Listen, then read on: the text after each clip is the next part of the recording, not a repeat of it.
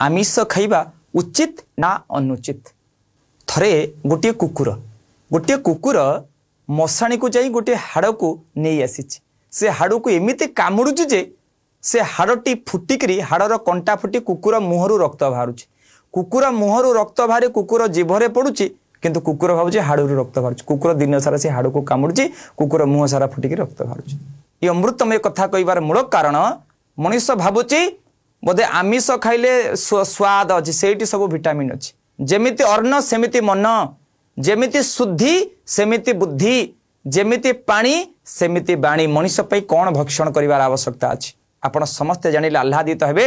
जो मैंने शाकाहारी खाती से माने जन्मरू सब आखि खोली जन्म होती किंतु आइंष खाउथिबा प्राणी मैंने समस्ते जन्मरू अंध। जो मैंने आमिष खाउथिबा प्राणी आपण देखिबे बाघ देखंतु कुकुर देखंतु बिलेई देखंतु साप देखंतु ये माने समस्ते जन्मरू अंध होइकरी जन्मती 15 दिन पर्यंत आखि फिटी न था किंतु शाकाहारी खाउथिबा प्राणी माने गाई हरिण हाथी माने जन्मरू आखि खोलिकरी जन्म होती। आमिष खाउथिबा जंतु मानकर दांत सब गोजिया आपण बाघ दांत देखंतु कुकुर दांत बिलेई दांत किंतु शाकाहारी प्राणी मानकर दांत सब फ्लाट गाई दांत मनीष दांत देखंतु हाथीर दांत घोड़ा सब फ्लाट। तेणु साइंटिफिकली मनीष शरीर डिजर्व करूना ही मनीष कौन जन्म अंध ही जन्म होता है ना मनीषर दांत कौन गोजिया तेणु साइंटिफिकली मनीष शरीर डिजर्व करूनी आमिष खाइबा किंतु आमिष खाइले कौन हम जेमिति अन्न सेमिति मन आमर अन्न जेमती हम मन सेमती हम ये शरीर में रोग सृष्टि करे शरीर में काम क्रोध लोभ मोह को षड़ रिपु मान को सब बढ़े दिए। तेणु मनीष आम क्या कहवा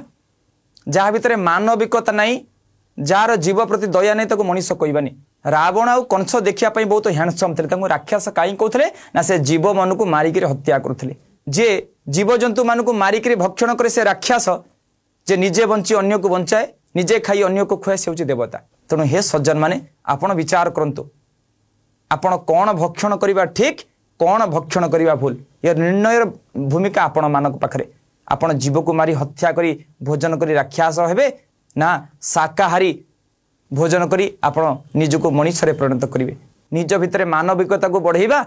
ना जीव को हत्या करवा। तेणु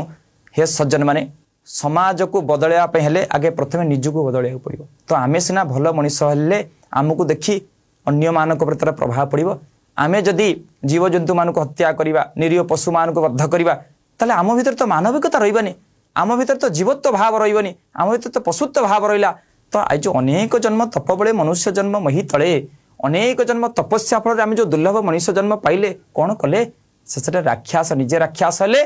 अन्य मानक राक्षस परिणत कले। से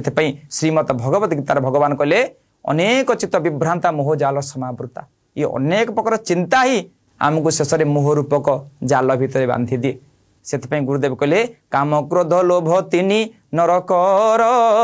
द्वार ये काम क्रोध आ लोभ ये तीनटा जिनस ये जीव मान को हत्या कले आम भीतर से खाद्य को भक्षण कले आम भीतर उत्पन्न है काम क्रोध लोभ जहाँ आमको दिने नरक पड़ाए। से भगवान कहले त्रिविधम नरके स्वेदम द्वार नाशन मात्मन काम क्रोध तथा लोभम तस्मात् ये त्रय त्यज्यत। तेणुक आमे जदि जीव मान को मारिक हत्या करवा तार फलस्वरूप आम भितर काम क्रोध लोभ सृष्टि हम जहाँ आमको तेने नरक पकड़। तेणुक आम नीच जोनि रे प्राप्त हवा तलू को खसवा। तेणुक हे सज्जन माने आपण विचार करंतु आपण माने जीव हत्या करी भक्षण करी पापा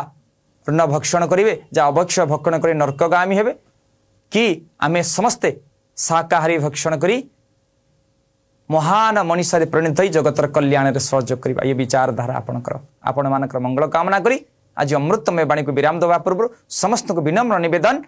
समस्ते निज भितर विवेक को बढ़ातु निजे विचार करतु आपण कोटा करवा ठीक कोटा करवा भूल। केवल सिद्धार्थ